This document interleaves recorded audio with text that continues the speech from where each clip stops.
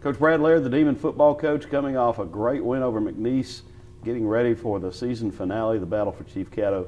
Let's reflect one more time on the McNeese win. And now that it's soaked in, you've had 2 nights to sleep on it, although you were pretty busy yesterday with a short week. The value of that win for your program, for this team, and for a lot of other people. Well, and I think that's what it is. You know, we didn't talk about it much during the week. I mean, I think everybody knew the last time Northwestern State had beat McNeese. That was 2004, 3 times over the last 28 years. A lot of former players that have put a lot of blood, sweat, and tears into that football game to not have that opportunity to win it. And that's what we talked about as a team. You know, what the 2018 version did, not only for us, because of, you know, probably more so because of some of the tough losses that we've had and the opportunities that we've had just the week prior to win the game in the fourth quarter and not been able to break through, and for our guys to be able to feel that. I think that was as big as any. And then also for what they did for the past players and the community and the city of Natchitoches. You know, it's an in-state rival against a very good football team that there's usually some type of implication as far as conference championship, and no different this year with them. And we hope to both be in that situation as we move forward. This year, you know, they had the opportunity to control their own destiny, and so, you know, for our guys to break through and probably the way we wanted as much as anything. I mean, what a great football game. We knew it was going to be 60 minutes, not knowing it was going to be a little bit more than that, but our guys continued to fight and play hard and made the play at the end to win the football game. Actually made plays, and one of those plays has resulted in an honor for one of your players, in addition to 2 punt returns that led to 10 points offensively for the Demons. Hayden Bourgeois blocked the potential game-winning field goal in the first overtime.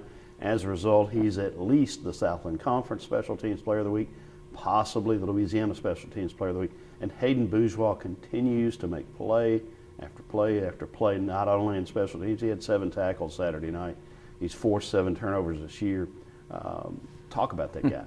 You know, it's funny because we talked about him last week. I know in a couple of my luncheons, you know, people ask. He's just got a knack for the football, and this was an instance where he didn't have to have complete control of it to impact the play. You know, usually he's got to have complete control, whether it's a fumble recovery or an interception. But you know, he just got a knack of making plays, and what a game of emotions and ups and downs and the highs and lows that you go through. And that's what we talked about yesterday as a team. Never flinch. You know, you go from the opportunity, you know, to kick a field goal in the first overtime and put the pressure on them, and then they get the opportunity to win the football game. We block it, and then they kick a field goal. So, you know, the ups and downs, but Hayden, you know, really impacted the game, not only on the defensive side of the ball, but like you said, on special teams. Now your team quickly turns its attention to Stephen F. Austin, the annual battle for Chief Caddo, the biggest trophy in sports. Pays homage to the Native Americans that helped the French and Spanish settle both communities and this entire region.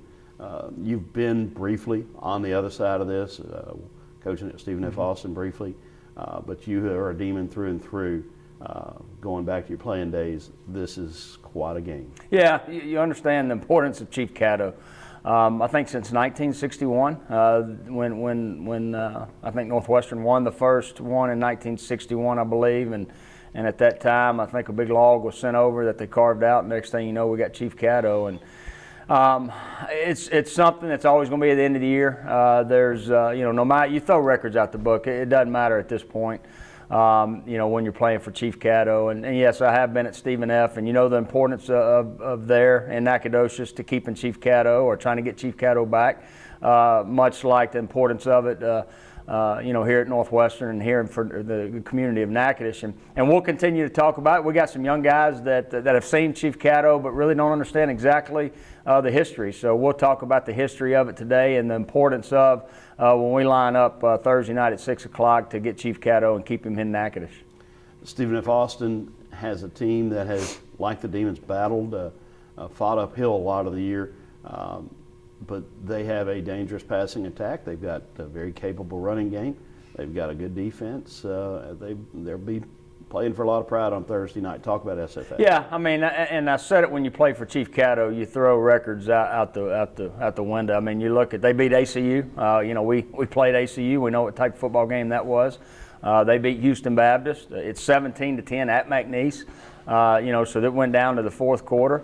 You know, so there's a lot of similarities the way some of their games ended, as far as having the opportunity in the fourth quarter to win. And you know, what you're going to see offensively is a quarterback with a lot of experience in the conference, coming back from last year. They also played another young man that was a TCU transfer that got hurt last year. He's played a little bit this year. Two receivers in Gorey and Pace. You know, I think both over 40-plus catches. So, you know, they're going to be dangerous offensively as far as throwing the football. And defensively, they've been very solid. You know, you're going to see a few different looks for them up front, but predominantly an odd look. But they've been able to keep them in some games. You know, 24-21 against ACU, 17-10 against McNeese. You know, so, you know, they've taken games to the fourth quarter. And you know, as you look at this rivalry and you know, over the last, 4 to 5 years, it's like every other year, you know, somebody's getting Chief Caddo back. So, you know, you look forward to that type of atmosphere, that type of game come Thursday night. It's 10 games into an 11-game season. You're just about to write the final chapter. But right now, what would your assessment of this football team be, and what do you see going into this game Thursday night? Well, one thing I see about this football team, we're going to play it for 60 minutes. You know, we've been inconsistent as coaches and players, but as far as lining up and snap after snap, we're going to play it for 60 minutes, and that's a credit to these players. That's a credit to the 13 seniors that'll play their last game. It was great to get that home win for them in their last game at Turpin Stadium, but now moving forward, you know, their last game that they'll play dressed in a Northwestern State uniform, and you know, so they've kind of, you know, kick-started what we want to see as a very successful program moving forward. You've got two premier players, guys who are All-American candidates in Hayden Bouja, we've already talked about, and Jazz Ferguson, who's broken all sorts of records this year. Tell us a little bit about Jazz. Well, you know, and I've said this, you know, the things that you see is a game-winning touchdown, which was an unbelievable play. The plays that set up that touchdown, I think he's got 13 for the year, you know, top 5 in FCS, over 1,000 yards, which here at Northwestern State's a big-time record to break that.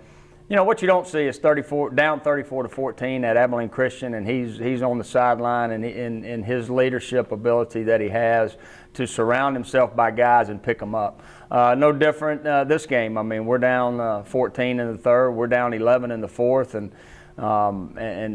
he's continuing on the sideline when the defense is on the field, cheering them on and getting everybody involved. So, you know, that, and he's the same way at practice. You know, he's going to compete at practice. I mean, I don't care if it's a one-on-one drill, it's a 7-on-7, it's against scout team. He wants the ball, he wants to win, and so, you know, that carries over to what he's doing on Saturday. His skills are unbelievable, but I think it goes way beyond his skills as far as what he brings to this football team. We turn our attention now to the game Thursday, the rivalry, and the Chief, and the Chief is at its core a big piece of wood. But there's so much more. There's personality that you guys feel. There's a relationship. I believe the head coaches actually get to have conversations with the Chief. Have you had any of that yet, or is it going to just strike at some point? Well, I talk to him every time I walk in the door, and that's the thing that I mean, you want to see him there every time you walk in this building, and it is a special game, a special trophy, because, you know, not just the size of it, but Nacogdoches and Natchitoches and Stephen F. and Northwestern State. So, you know, I look forward to the opportunity to continue to see Chief Caddo as I walk through the door. Now, he's making a move, or may have already made a move, from his position in the foyer of the field house to your locker room. Is that correct? Yeah, in the process of doing that, we're going to let the rain stop. We don't need to get him wet before we take him outside. But you know, I want our guys to understand. I mean, I want them to, you know, when they walk in that locker room to get ready for practice, the importance of you know, what we're going to do at practice when they see Chief Caddo, and the importance that this game has, not just because it's on our schedule and it's the last game, because of what Chief Caddo means to not just Northwestern State, but the community of Natchitoches, and the long history that Nacogdoches and Natchitoches have, and what this game entails. Because, you know, it's just, It's not just on the schedule, and I don't want our guys to understand, just think that it's on there because we got to play it. It's there because it's a special rivalry that we look forward to into the season each year.